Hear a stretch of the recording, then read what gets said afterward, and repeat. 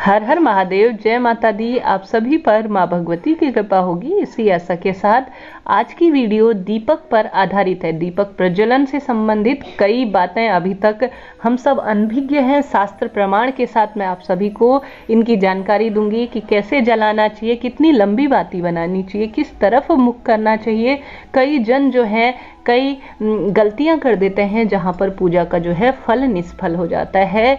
कई ऐसी चीजें हैं अभी भी जिससे कई लोग अनभिज्ञ हैं। सबसे पहले देर ना करते हुए आरंभ करते हैं। दीपक जो है प्रत्येक पूजा का सबसे पहले मैं जब भी पूजा विधि बताती हूँ आप सभी को कहती ही हूँ कि पूजा में जो है 2 दीपक जलाने आवश्यक होते हैं। यह कभी भी कार्य न कीजिए कि एक ही दीपक जला लिया, उसे ही जो है पूरे घर में भी घुमा दिया और उससे ही पूजा कर ली। अगर अखंड दीपक जलाते हैं या दीपक जलाते हैं तो एक दीपक जो है पूजा के स्थल पर ही रहना चाहिए। दूसरा दीपक जो है पूरे घर में आप घुमाने में या आरती के समय में काम में ले सकते हैं।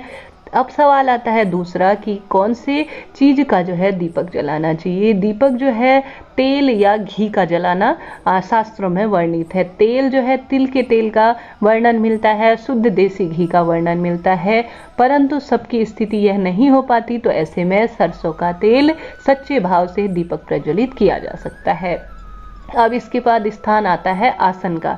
जब भी दीपक प्रज्वलित करें तो यह कई लोग गलती करते हैं कि दीपक को आसन देना भूल जाते हैं, सीधे धरती पर जो है दीपक को रखकर उसका पूजन कर देते हैं। यह पूर्ण रूप से शास्त्रों में वर्जित माना गया है। इससे जो है स्पर्श दोष, धरती स्पर्श दोष जो है व्यक्ति को लगता है। ऐसा कहा जाता है कि जो दीपक का ताप है वह माँ धरती सहन नहीं कर पाती। समस्त जगत का भार जो है माता धरती अपने ऊपर लिए हुए है। ऐसे में अगर सीधा धरती पर जो है दीपक प्रज्वलित होता है तो माता का यह माना जाता है कि जो दोष है, वह ताप है, वह माता सहन नहीं कर पाती। यह पूर्ण रूप से शास्त्रों में कहा गया है। इसके पश्चात जो है दीपक का पूजन भी आवश्यक होता है।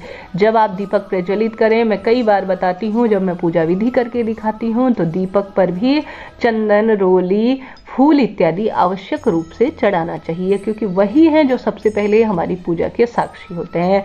इसके बाद जो है पूजा के दीपक जलाने के पश्चात हाथों को थोड़ा सा प्रेक्षालय आवश्यक करना चाहिए। कहने का अर्थ है उनमें थोड़ा सा जल देकर अपने हाथों को शुद्ध करना चाहिए। यह कार्य भी दीपक प्रज्वलन के बाद आवश्यक हो जाता है।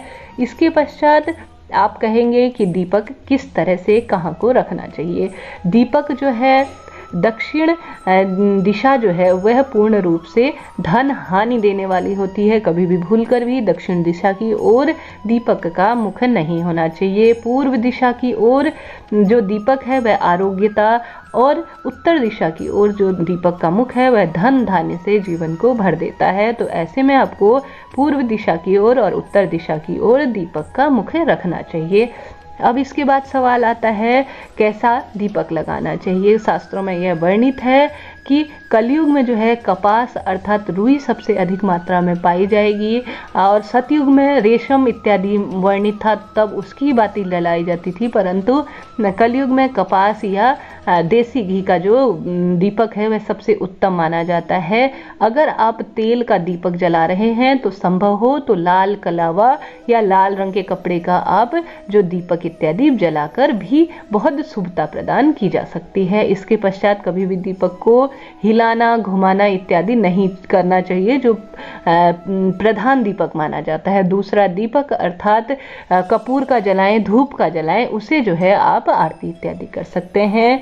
इसके साथ दीपक जो है बिल्कुल सेंटर में, कहने का अर्थ है देवताओं के मुख के सामने प्रज्वलित करना चाहिए, और साथ ही जो दीपक है वह कहीं से भी खंडित ना हो। सबसे उत्तम जो है मिट्टी का बताया जाता है प्राचीन काल से ही, परंतु संभव ना हो तो अन्य चीज़ों का भी ले सकते हैं। साफ सफाई का विशेष रूप से दीपक प्रज्वलन में ध्यान रखना चाहिए।